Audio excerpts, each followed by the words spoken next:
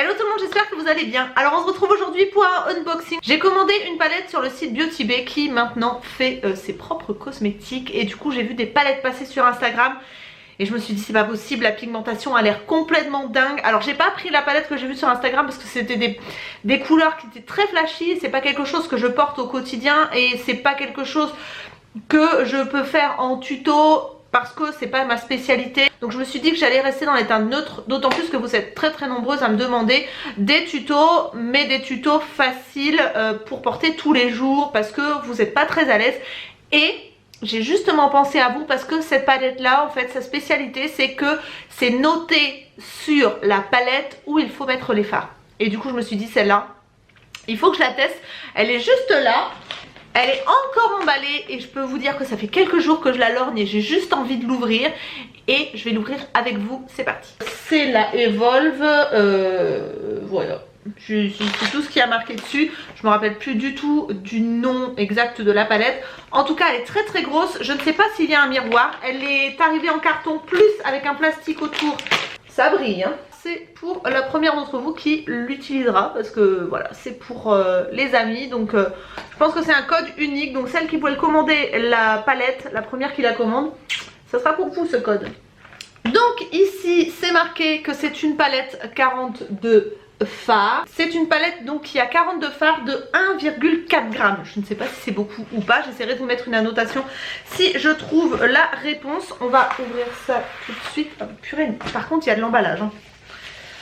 Hop, elle est très jolie. Elle est très jolie. Elle est un peu cartonnée comme les palettes Kat Von D. Donc ouais. Ouh. Et il y a un grand miroir et ça c'est cool. Donc voilà la bête. Comme je vous disais, vous avez en fait chaque colonne correspond à un make-up. Voilà. Donc vous avez 7 colonnes pour 7 make-up avec les harmonies comme ça. Vous avez donc la base, la couleur de transition, le cut crease, enfin le crease, le creux. Le liner pop, alors ça c'est une bonne question. Je pense que c'est pour mettre sur la paupière mobile. Et le highlight, donc ça doit être pour mettre au niveau du ras de sourcil et au niveau du coin interne. Donc ce que je vais faire, c'est que je vais swatcher 2-3 couleurs là dans un premier temps pour voir comment elle est pigmentée. Et ensuite on va faire un maquillage. Je sais pas du tout qu'est-ce qu'on va faire. J'ai envie de couleurs chaudes et un petit peu intenses. Donc on va voir ça.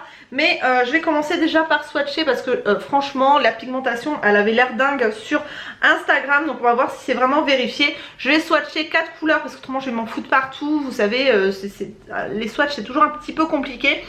Sachant que je viens de voir que les 4 premières lignes c'est du mat et les 2 dernières c'est de l'irisé. Donc je pense que je vais swatcher 2 mat et 2 irisés comme ça voilà. Un clair, un foncé mat et 2 irisés. Hein, ça me paraît pas mal. Je vais swatcher donc ce vieux rose ici et ce brick un petit peu rouge. Alors là,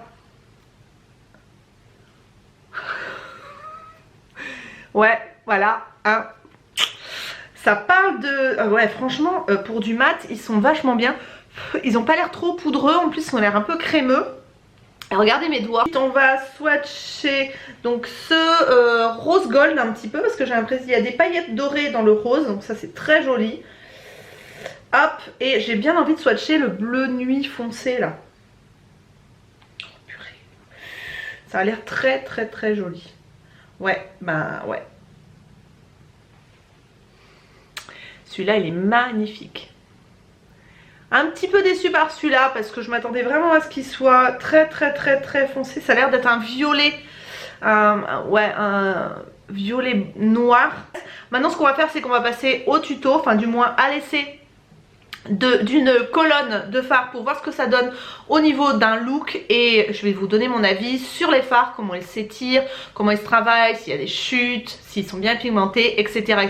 C'est parti pour le tuto et ça vous fait un tuto en plus en supplément. Donc voilà, que demande le peuple, j'espère que ça vous plaira, c'est parti. Je vais faire la colonne numéro 4, celle-ci, parce que c'est vraiment des tonalités qui me plaisent et je suis curieuse de voir ce que ça va donner ça sur le maquillage. Donc on va voir ça tout de suite. Je vais commencer donc par la base. Pour ça je vais prendre un gros pinceau rond pour pouvoir appliquer sur toute ma paupière.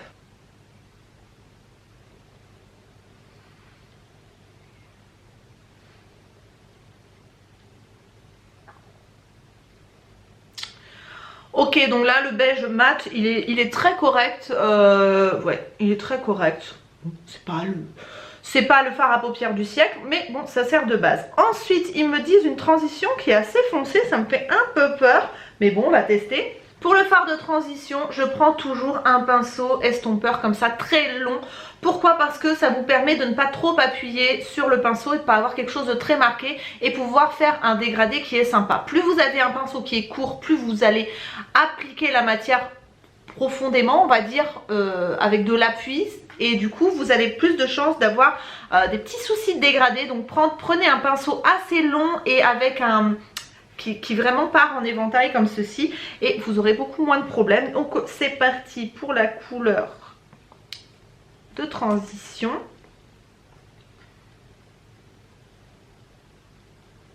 Ouais, c'est bien ce que je pensais, hein. Ça envoie du pâté. Pour une couleur de transition, c'est super foncé quand même. Bon, après vous me direz, pas besoin d'en prendre trop, on n'en gaspille pas comme ça. Mais bon,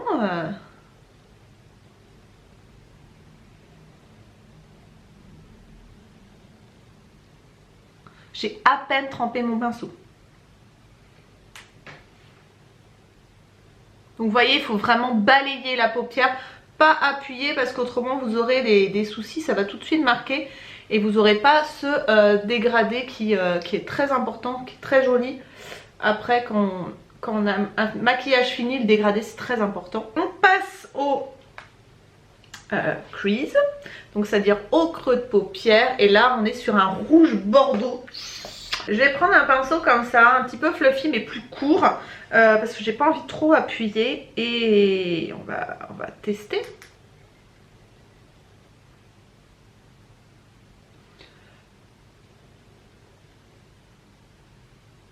Ah, donc là il suffit de suivre le pli de paupière, hein. C'est très très simple.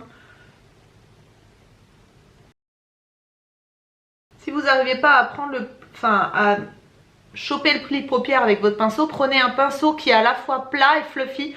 Comme ça vous aurez juste qu'à poser le plat dans le creux et ça suivra la paupière tout seul. Et ça vous fera votre maquillage, mais voilà, j'ai à peine besoin d'appuyer, ça suit tout seul en fait. Bon, je pensais que ça serait plus intense que ça, mais en même temps j'en ai pas mis beaucoup. Je vais peut-être essayer d'en remettre un petit peu sans tapoter mon pinceau. Bon, en tout cas on a dégradé, ça se travaille très très bien. C'est pas mal. On passe, alors ils disent le liner d'abord, mais moi ce que je vais faire c'est que je vais quand même prendre la couleur pailletée pour faire la paupière mobile. Et je vais prendre un pinceau plat, comme ceci, hop. Un pinceau plat et je vais venir donc prendre cette couleur là qu'ils appellent Pop et qui est un doré.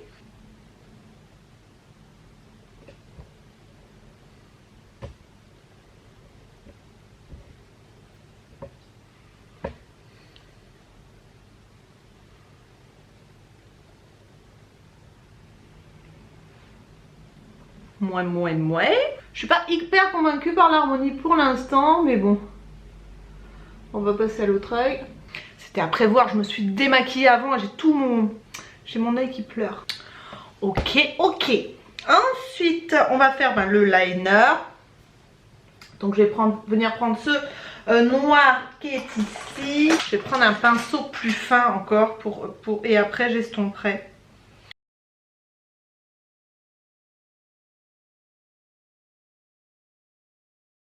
On va faire la ligne du bas.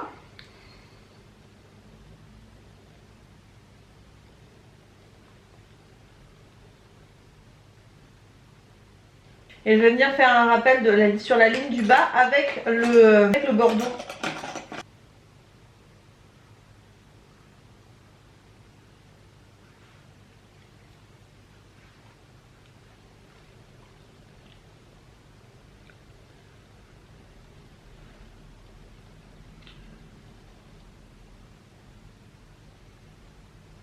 Je suis pas convaincue. J'ai bien envie de foncer le coin externe.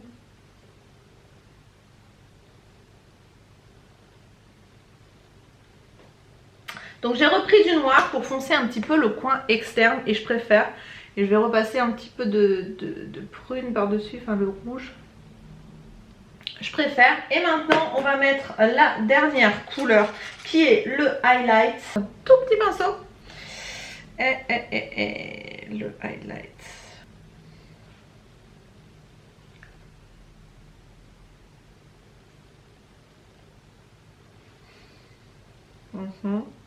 J'ai bien envie de mettre un peu du highlight aussi en milieu de paupière ici.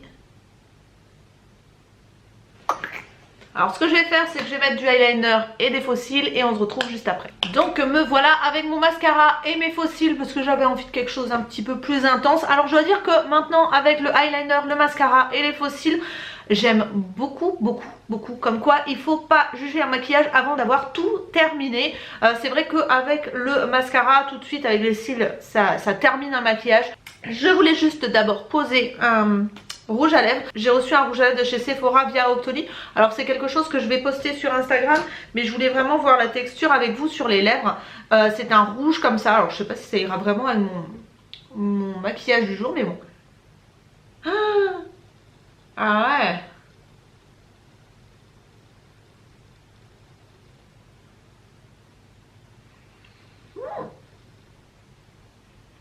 Alors ce sont les nouveaux rouges à lèvres de chez Sephora. C'est le numéro L11, c'est un rouge. Et je dois dire que c'est vrai que ça fait des jolies lèvres quoi. L'effet vinyle comme ça, l'effet lissé, hyper brillant. Et très agréable, par contre ça doit transférer de ouf et ça doit passer dans les plis. Enfin bon, c'est pas grave, je voulais vraiment tester la couleur avec vous et vous montrer ce que ça donne. De toute façon vous aurez les références en barre d'informations. Donc on va faire le point sur la palette parce que c'est vraiment ce qui nous intéresse aujourd'hui. Alors cette palette Evolve de Beauty Bay, c'est pas mal. C'est pas mal.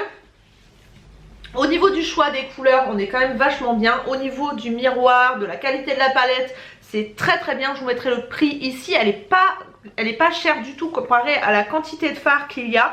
Je trouve que ça peut être vraiment pas mal pour les personnes qui sont pas à l'aise avec la colorimétrie et qui ne savent pas avec quoi accorder quelle couleur. Je trouve que ça peut être très intéressant et la qualité des fards est très facile à travailler. Donc pour les débutants, je trouve que c'est très pratique. Donc je dis oui. Après je m'attendais peut-être à une intensité de couleur et de pigmentation un petit peu supérieure, mais bon je vais pas trop non plus demander pour une palette de ce prix là, je vais pas non plus cracher dans la soupe. Je trouve que le résultat est quand même très joli, donc voilà pour cette palette donc de Beauty Bay que je vous conseille si vous êtes débutante et si vous y connaissez pas grand chose, je vous la conseille. Je vous mettrai le lien en barre d'informations. Sachez que c'est pas du tout une collaboration, j'ai acheté cette palette avec ma petite carte bleue, donc c'était vraiment pour vous faire une revue et vous donner des idées. Je sais que vous êtes pas mal à être en manque d'idées et à être pas très à l'aise avec les couleurs, donc j'ai pensé que ça pourrait vous plaire. N'hésitez pas à me dire en commentaire justement si ça vous a plu, si vous voulez que je vous fasse d'autres looks avec d'autres colonnes, n'hésitez pas à me le dire aussi. Et voilà, si vous voulez aller voir les swatchs sur internet, j'essaierai de vous mettre les liens des swatchs en barre d'informations pour avoir tous les swatchs, parce que je me sentais pas à faire tous les swatchs sur mon bras aujourd'hui. Je voulais vraiment vous faire un tuto et vraiment voir ce qu'elle avait dans le ventre. Donc voilà pour la vidéo du jour. J'espère que ça vous aura plu. Je vous fais d'énormes bisous, prenez soin de vous et à très bientôt dans de nouvelles vidéos. Bye bye.